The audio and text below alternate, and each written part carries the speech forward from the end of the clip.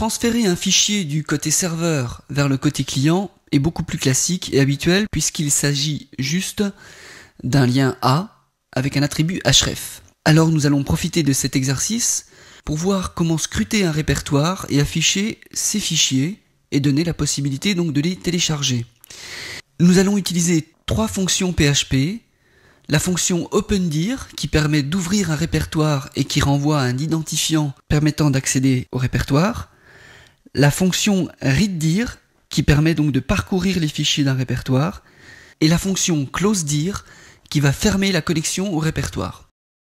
Nous allons sur une page afficher un tableau avec les différents noms de fichiers, leur poids et la possibilité de les télécharger. Nous ouvrons donc le répertoire avec la fonction opendir en lui précisant le chemin du répertoire. Ici, il s'agit donc de notre répertoire fichier. Cette fonction opendir va nous renvoyer un identifiant que nous allons donc stocker dans notre variable répertoire.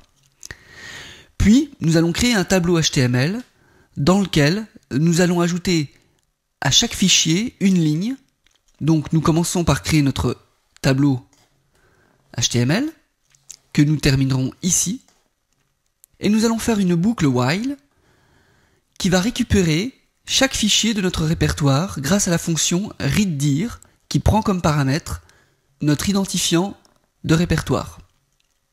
Puis donc, pour chaque fichier, nous allons créer une ligne dans notre tableau HTML grâce à la balise tr qui s'ouvre ici et qui se termine ici.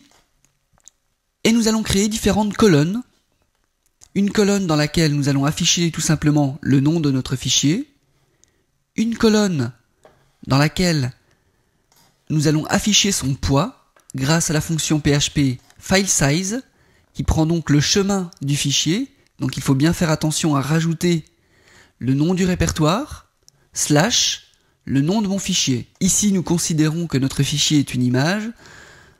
J'ai donc rajouté une cellule dans laquelle je vais afficher mon image avec la balise img, paramètre src qui va prendre le chemin de mon fichier, idem, ne pas oublier de spécifier le répertoire dans lequel se trouve notre fichier, puis une dernière cellule dans laquelle nous allons proposer le téléchargement du fichier grâce à un hyperlien, donc une balise A, paramètre href avec le chemin de notre fichier.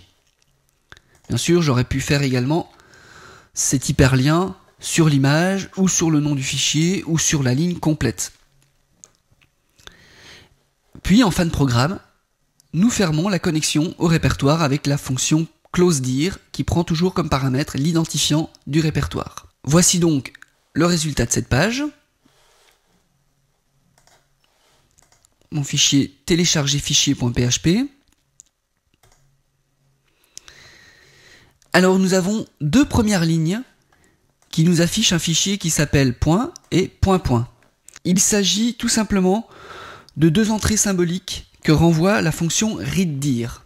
Ce sont les 2 premières entrées qu'elle va nous renvoyer.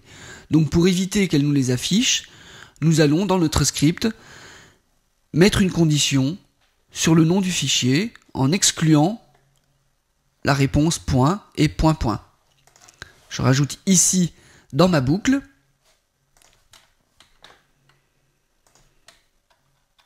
une condition sur le nom de mon fichier.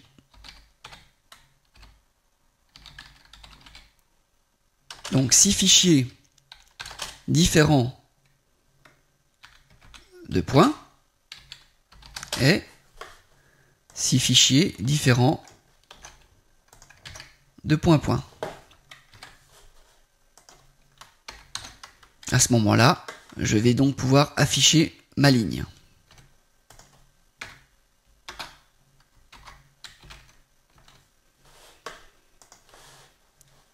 Ce qui nous donne le résultat suivant. Si je clique sur un hyperlien, mon image s'affiche. Elle est donc téléchargée sur mon ordinateur, dans son dossier temporaire. Je peux, si je le souhaite, faire un clic droit et demander directement de l'enregistrer sous à un endroit spécifique de mon disque dur. Alors bien sûr, comme il s'agit d'hyperliens, ces images ou ces fichiers s'affichent dans le navigateur. En faisant des hyperliens sur des fichiers zippés, .zip ou .rar, le navigateur va proposer directement un téléchargement sur notre disque dur.